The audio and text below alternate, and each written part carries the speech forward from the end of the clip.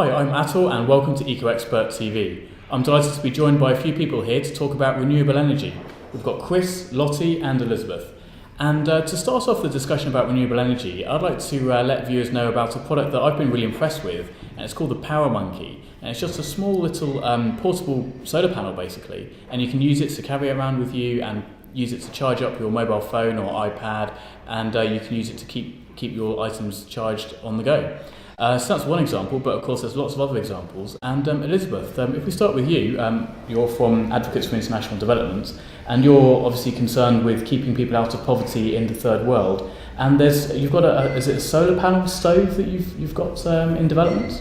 Well, we haven't actually developed it, but because we work with over 300 partners throughout the world, several of our partners are working on new solar-powered technology products. And one of them in particular has been developing numerous solar-powered products which can be affordable for those families in the poorest parts of the world.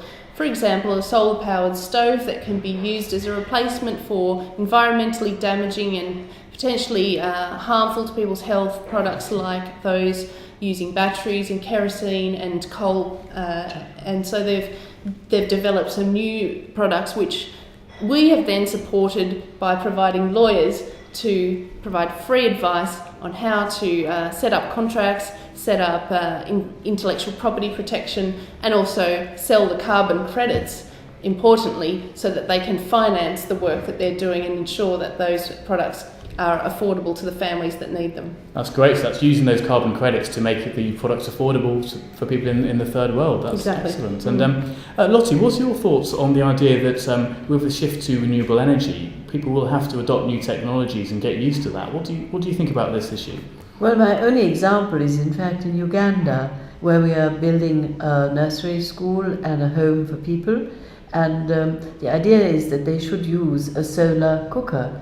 And they accepted the solar lights because that seemed very straightforward, but culturally they could not accept the cooker because it was a closed hood sort of thing and it didn't have a fire, and it seemed so against nature not to have a fire which they could blow, even though the smoke gives them makes them ill, and if they have kerosene there are fumes.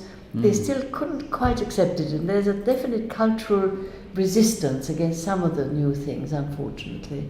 But you will have to overcome it, obviously. It will have to be overcome. It's a case of getting used to new technologies and embracing them, really. And Chris, I understand you've been involved in a project to do with gasification, and for those that don't know, what is gasification? Yeah, gasification is a very interesting new technology which uses waste products to create energy for electricity, heating, etc. And a lot of important work has been done by the University of Newcastle, and we're hoping to introduce it in a sort of small scale somewhere in London, perhaps in a leisure centre or a school or maybe a shopping centre, because clearly if you can use waste rather than sending it to landfill to create energy, that would be a marvellous thing to do. So I'm hoping that's going to be something that's going to be useful in the future. Yeah, brilliant. Well, Chris, Lottie and Elizabeth, thank you very much for your thoughts on renewable energy. And I'm really interested to hear about your thoughts on renewable energy, any examples that you know of which you'd like to be publicised, where it can be an example of renewable energy in practice. So if you have any examples, please email me, atul@ecoexpert.tv.